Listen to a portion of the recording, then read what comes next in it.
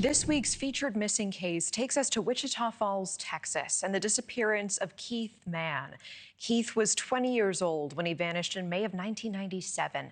His parents, even some investigators, frozen in time, thinking back to the last day he was seen. NewsNation's Marni Hughes takes a look at the strange circumstances surrounding his disappearance, from a mysterious meeting, finding Keith's car, and possible sightings throughout the years. Oh, there's a lot of questions I have. There's a lot of questions I want answered. I want to, know some things, and it's just very tough. I'm not going to give up until I find him, one way or the other.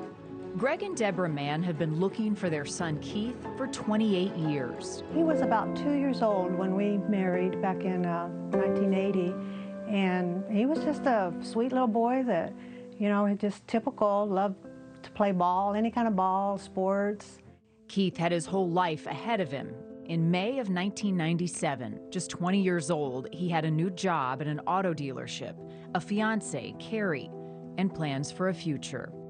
May 10th, 1997 was a pleasant Saturday in Wichita Falls, Texas. He worked a full shift. He sold 2 cars that day. He was even scheduled to deliver one of those vehicles on Monday. So he had a commission check coming to him. He spent the day at work, and then he went out with friends that night. And him and his friends kind of went out and grabbed some burgers at a fast food restaurant, and then they stopped by a gas station.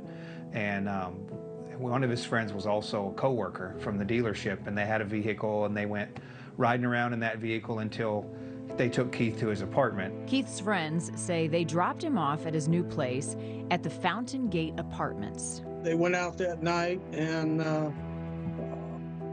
claimed they dropped him off. Saw him when when he dropped him off, they saw him walk up half flight of stairs and left. They never saw him go into the apartment. Keith had told his friends that he had to get back home to meet someone. He'd been dropped off by friends. He was supposedly meeting someone later on that evening. It was, late at night. But that was it. There was no activity on his checking account. There was no run on any kind of credit cards. He just literally vanished. The next morning was Mother's Day. Keith and his fiancée, Carrie, had plans to visit Greg and Deborah to celebrate the day. Greg and Deborah noticed the loaner red Mustang Keith had been driving was parked next door in the church parking lot. With no word from Keith, they checked out the car. As you got up on the car, you could see the trunk was popped. So opened the lid to the trunk, and it was clean. There was nothing inside the trunk, but there was a panel that was pushed out on the left-hand side, like someone had got something out of there. The hours ticked by, still no word from Keith. By Monday morning, Greg filed a missing persons report with police. We always knew where he was going and where he was at. This is the only time nothing. Just like he fell off the face of the earth. It didn't take any clothes with him. He had checks coming to him at his workplace. I know my son, he'd won his money. Something happened to him. A salesman from the dealership was called to pick up the car. When he got there, he was telling people, he's like, well, I didn't have to adjust the seat this time. And usually when I get in the car after Keith, I always have to adjust the seat because, Keith was only like 5'7", and this guy is like, close to 6 foot. Questions arose as to whether Keith had driven the car to that church parking lot. There were searches and investigations, but very little to go on.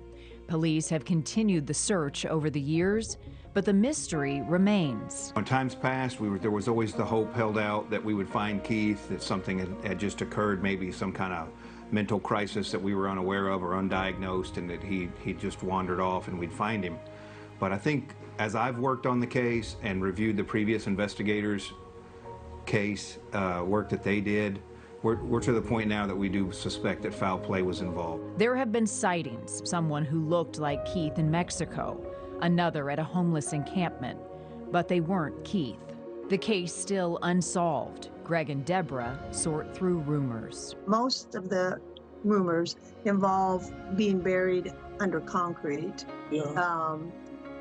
So there's several locations that they're, have looked into, dug up one place and eliminated that one.